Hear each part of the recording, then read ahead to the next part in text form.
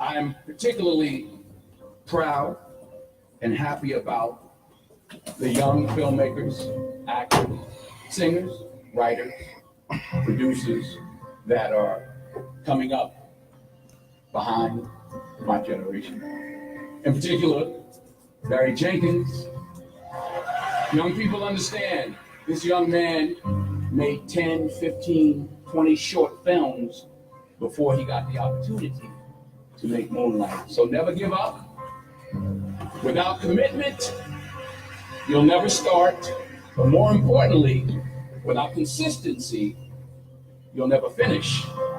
It's not easy. If it was easy, there'd be no Kerry Washington. If it was easy, there'd be no Taraji Henson, Pete Henson. If it were easy, there'd be no Octavia Spencer. But not only that, if it were easy, there'd be no Viola Davis.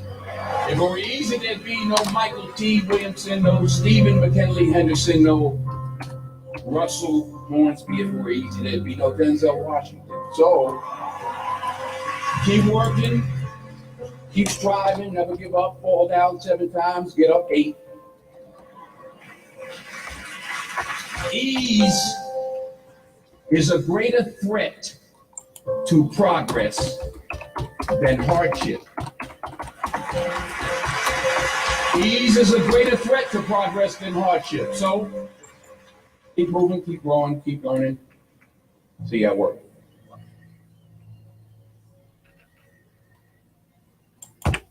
Welcome, welcome, welcome. You're in the studios of WLTT 1180 AM. The show is called No Covers Live, Straight Talk, No Chaser. I'm your host, Dawood El-Amin, coming to you out of the port city of Wilmington, North Carolina. We're on 1180 AM, and for you all that are listening, you honestly may be driving and riding, put on 107.1 now. That is going to be the new FM channel that No Covers will be on from 12:30 to 1:30. So if you missed us on Facebook, lock your station in on 107.1. And make sure you catch us, the Hispanic shows in the morning, and we'll be coming on right behind them at 12:30. Aquanetta, don't you ever give up. That's the topic for the day. She asked me, what's the topic? The topic for the day is don't you ever give up. Never give up, never quit. And I'll share with you some, I've got here late today, and this was on my mind to talk about this at a chance I had when I got a chance to, and I decided today I would. For you all that have been following No Covers for some time, since 2002, I've been doing shows either on Blog Talk Radio. I've been doing shows on YouTube video. We have a YouTube channel you can go to that has over probably 300 videos we've shot from my home studio with No Covers. And I'm sharing with you a journey. I've written 3 books as No Covers, Volume 1, Volume 2, Volume 3. And I want to share with you today the idea, the concept of never giving up, never quitting. The enemy wants you to do exactly that. And believe me, you have an enemy. The enemy may be right next to you. The enemy may be down the block from you. The enemy may be across town from you. The enemy may look like you or may not look like you. But believe me, as long as you're living on this planet Earth, you will have enemies. The enemy's objective is very clear.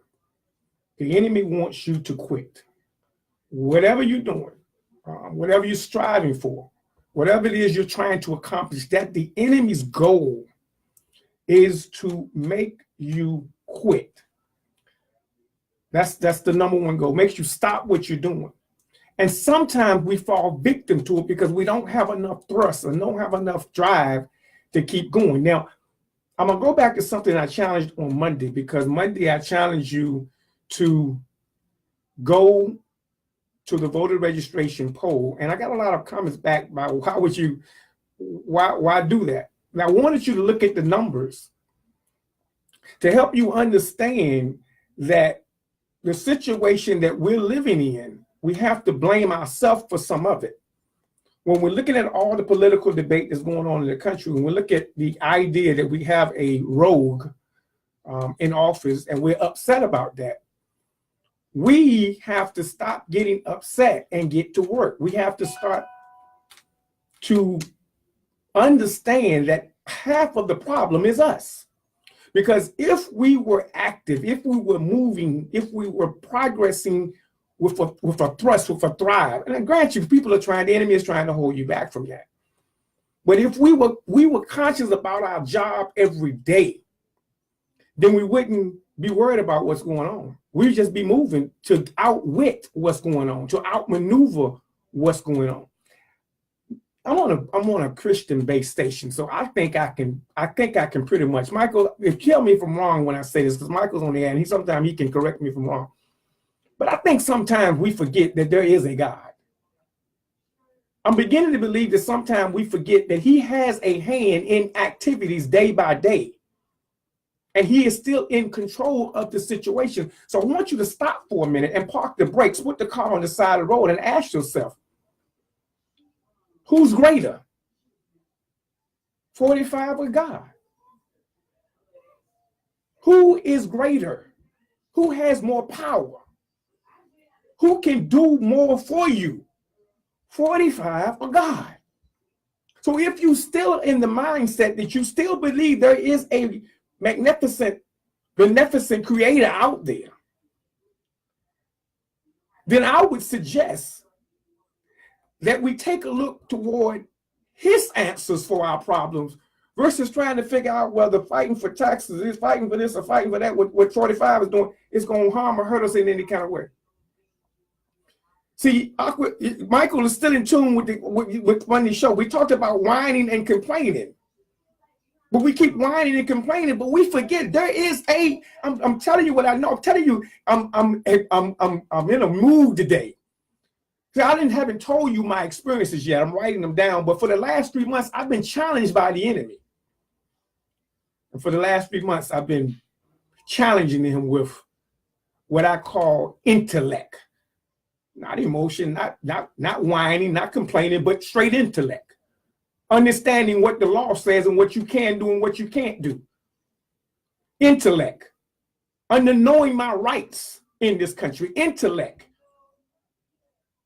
Knowing the opportunities that present themselves before me. Intellect. Yeah, the enemy will come at you from all angles. Believe me, that's his job. His job is to make you stop dead in your tracks and forget what you're doing. That is the enemy's job. And he's not going to stop doing his job. I've been going through something for the last, ever since I stepped in front of this mic here. I've been watching him maneuver. He been throwing dots here, throwing dots there, bringing old things back to life that I thought were dead. But intellect is how I've been handling the situation. Intellect. Knowing what, and I'm telling you, when you use your mind to fight with, when you go study and research and know your rights, know what the enemy can do and what he can't do, know how he treat other people and expect to be treated the same way. No, not expect, demand to be treated the same way. And if he chooses not to, you simply bring him back to the laws of the land and show him how you are tax-paying citizen of his country, especially when it comes to local officials. And you just simply ask, I want to be treated the same way. I demand to be treated the same way. Because his job is to throw you off your course, get you upset, get you that one that come out. You know how you go to the restaurant. And, sometimes we've got this saying. Sometimes I had to bring that one out the closet. You know that saying we have among us as people, sometimes we had to bring that one. Nah, not necessarily. Yeah. Intellect. I go into a place and I'm mistreated. I'm spending my money. They have a corporate office. Who has a corporate office? Who has a corporate boss? Who has a CEO and a president? I'm going to the top till I get the rest. We had a situation. Me and my wife, me and my wife went to a hotel restaurant. A hotel. We went to the zoo on a vacation. When we were at a hotel, we came back that evening, and there were ants in the room. And my wife, she one of them ones. You don't play when she's spending her money. And so I say we got into a little, not heated discussion, but a little disagreement because she wanted to handle it one way, but I chose to handle it another way, and it wasn't the way she thought I should handle it. especially me being me. Like, what's wrong with you, dude? You ain't doing, you won't do it. So I got to talk to the lady, and we got moved to another room. Well, Lord and behold, we moved to the other room, and we had another problem. Good hotel. You know, wasn't no rinky-dink hotel, just some ant season, I guess, and we looked at the ants again. When we moved again, the manager didn't give me the response that I thought I needed. So that morning, I went down to the computer room, and their little section of the computer, got on the computer. I did two things. I wrote an email and sent it to their corporate office. Long email explaining my situation, explaining my state, explaining how I deserve to be treated with respect when I'm spending my hard-earned cash. And as I wrote that, I printed it out, about 2 or 3 pages, sharing my experience, how I paid a reservation, how I loved the area, but I just had a problem with not being serviced the way I thought I should be served. Because if you got other rooms, you send me to the best room you got, especially when I'm paying my money. I don't care how much extra it costs. So that being said, I sent the letter, and as I printed it out, and I gave it to the head of the person in charge that particular morning, the manager, and told him what I had experienced over the weekend. Before we got back home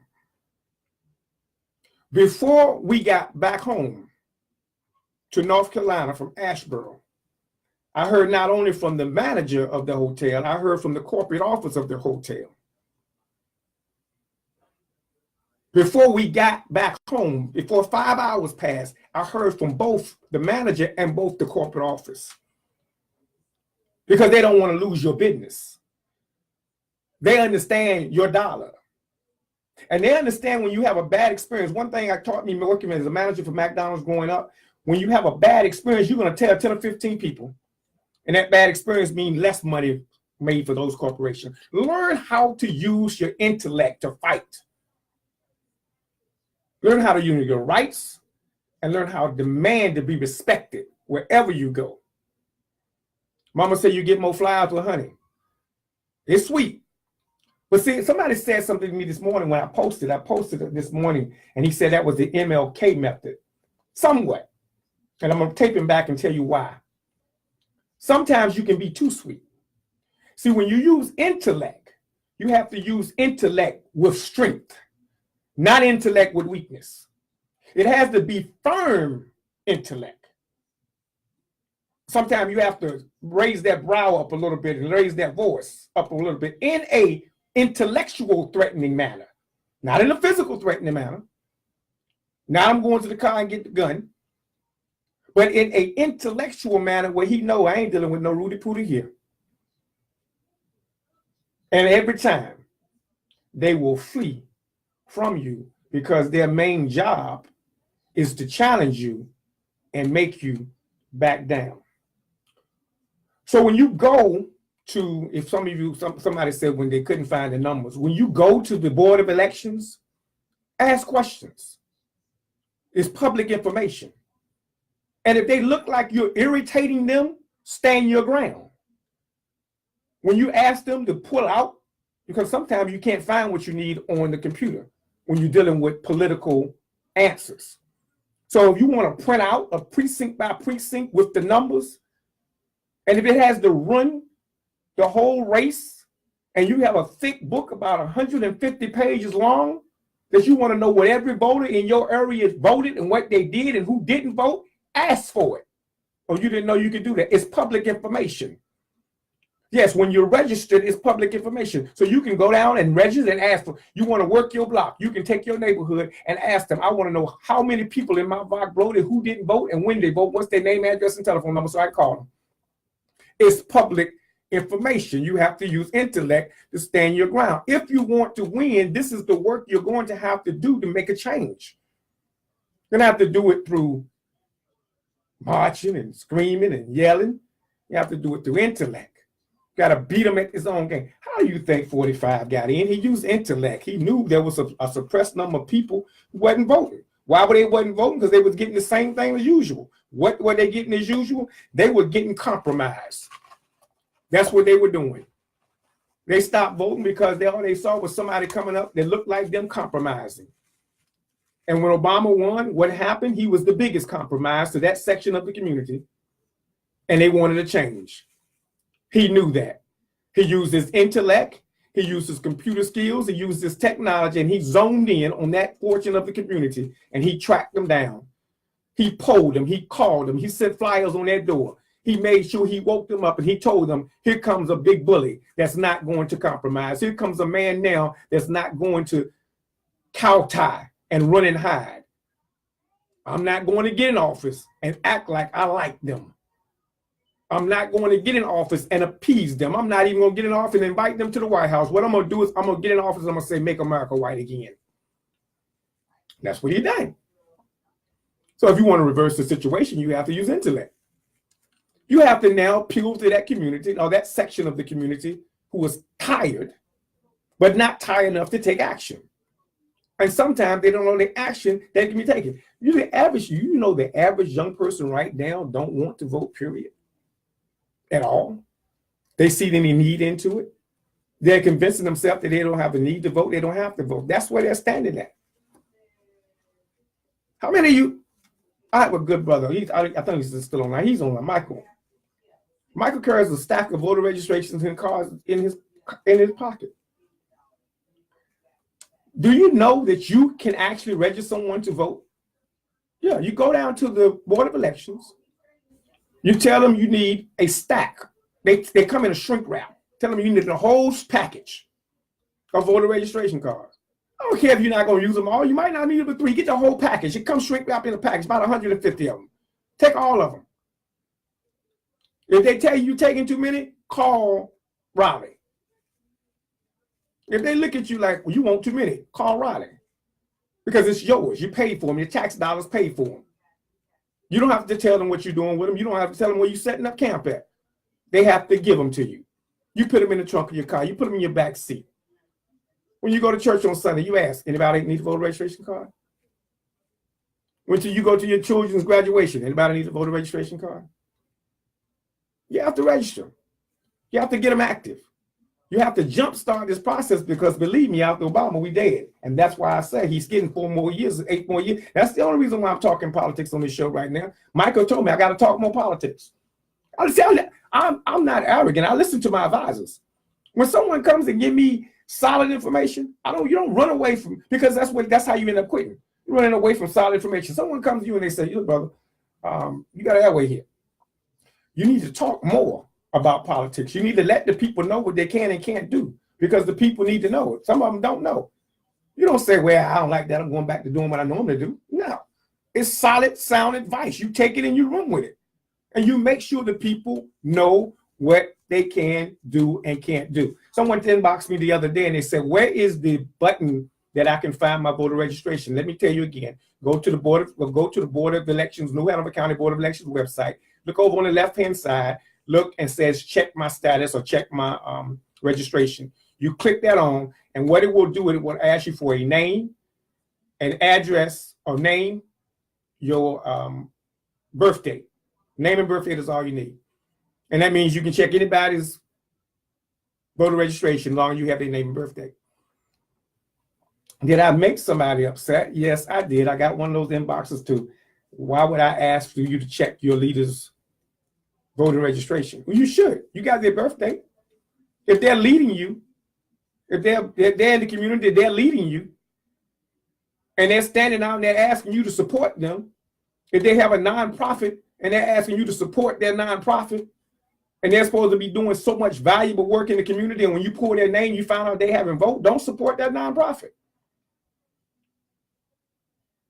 I disagreed with Colin. I was disappointed when I found out he hadn't voted. I disagreed with him. I understood his philosophy because I one day thought that way as well. There was a time I didn't vote. There was a time coming out of high school, I was very militant. I didn't see the need to it. But it's a simple process. It doesn't cost me anything. So whether I disagree or agree, what's the difference? You get mad at agreeing than disagreeing. You're just disagreeing because you want to sit at home and watch TV. It's a simple process. You go up early without the lines, you go in and you vote, you study the ballot before you go in, and you pick someone. the one that better qualifies for your actions and issues. Now, just don't go in there and pull no straight party ticket. Let me talk about that today, because I'm not quitting, Michael. I'm not going to quit. I'm never giving up. I had everybody to keep me from this station today. You all know what happened in the last 30 minutes before I got here today. Good Lord, this enemy will try everything to keep you silent. I guess he didn't like me trying to send you to the polls on Monday, so he tried to stop me on Wednesday. Now, I'm never giving up, and I'm never quitting. I'm never going to stop doing what I'm doing. No cover, straight talk, no chaser. I disagree with anybody who votes a straight party ticket. Sorry, Democrats, you can get mad with me, but I'm sorry. I'm not going to send my people that support no covers to the votes to vote a straight party ticket. I'm not going to do it, because if I do that, I would be sending an uneducated voter to the polls, and an uneducated voter is worse than the person that stayed home. I say again, an uneducated voter that just goes to the poll and pulls a lever because someone sent them is worse than the person who stayed home and didn't vote at all, because you just gave your diamonds away. You're like the scriptures talk about you. You're like the one who threw his talent at his tent. He gave 1 10, 1 5, and 1 1. And he went and buried his in the ground. You're like that person who buried his in the ground. You wasted it. Didn't do anything with it. No, you take your time. You get you an advanced ballot. If you don't know how to get an advanced ballot, you go to the Board of Education. So right now, y'all got phones in your hand. You can Google this information. You go to the Board of Education and get you a ballot. And then what they have is they got a website. When you Google the names, you'll find out. But there's several different websites that when you push in that politician's name, it will tell you all of their issues, where they stand on. Mike, if you know that website, text it in right quick. I think it's called Polapedia, something like that. But I have it locked in on my computer. I forget the name of it. But if you punch in that candidate, it's going to streamline, and you look for the website, and the website will come up. And we'll tell you exactly everything they voted on since they've been in office. And if they're new to the race, it's going to tell you their background and history and tell you what you need to know about them before you vote for them. Yes. And you go down your ballot, every piece of information, because you may see a Republican that have your values and interests, whereas you may see a Democrat that has your values and interests, or you just might see an independent that has you. But an educated voter is the best voter. Because what an educated voter is going to do, once that person gets in office, if he was for him or against him, he's going to know the information to either support him or attack him.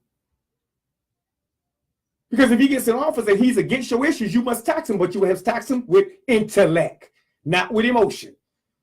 You must learn to attack with intellect. That's why you must become an educated voter. That way you can attack him on the issues and not based on emotions. We got to stop challenging Donald Trump on emotions, but attack him on the issues, because there are some things he's doing that are correct, and there are some things he's doing that's totally wrong. But when you pile it all in and just say, I hate him, he's a devil, he's Hitler, you just talking emotion.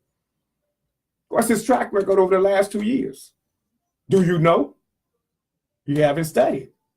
You have to find out and know what he's done right and what he's done wrong. And then when you talk the conversation of change, you're talking with divine intellect. So I'm not stopping. I'm never giving up. And I'm never going to quit.